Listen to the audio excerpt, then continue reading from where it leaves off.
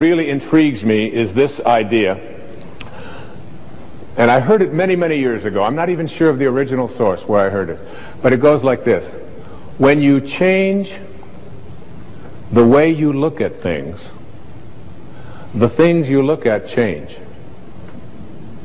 Albert Einstein once observed that you have the most fundamental and major decision that you have to make in your life is this: do I live in a friendly or a hostile universe?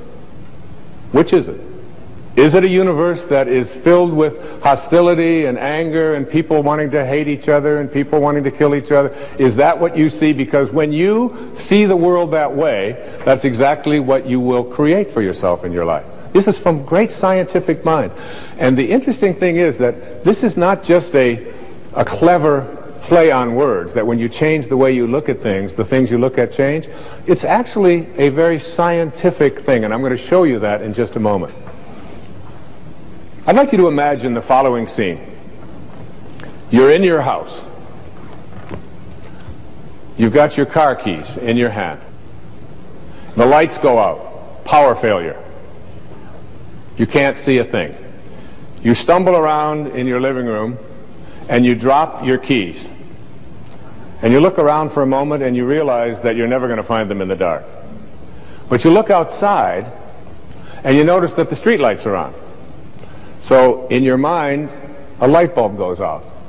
I'm not going to sit around here in the dark and grope around looking for my keys when there's a light on outside. I'm going to go out here under the street light and I'm going to look for my keys. Why are you laughing? This makes a lot of sense. So you're out here and you're groping around and you're looking for your keys and you're looking and looking, and your neighbor comes along and says, "What happened, Wayne?" "Well, I dropped my keys." "Oh, I'll help you look for them."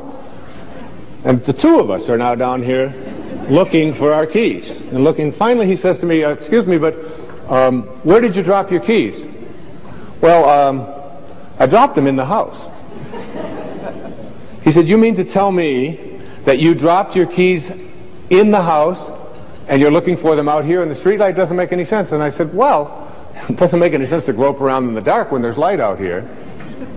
Now you laugh and you think how silly that is, but isn't that exactly what we do when we have a problem, a difficulty, a struggle that is located inside and we're looking for the solution outside?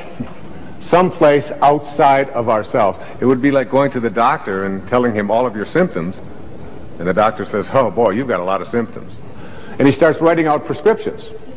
You need a prescription for this symptom, you need a prescription for that symptom, and finally he gets this 4 or 5, and you go to walk out and you say, "Well, I'd like my prescriptions." He said, no, I'll give this one to your mother-in-law, and I'll give this one to your neighbor, and I'll give this one to your daughter, and I'll give this one to your father.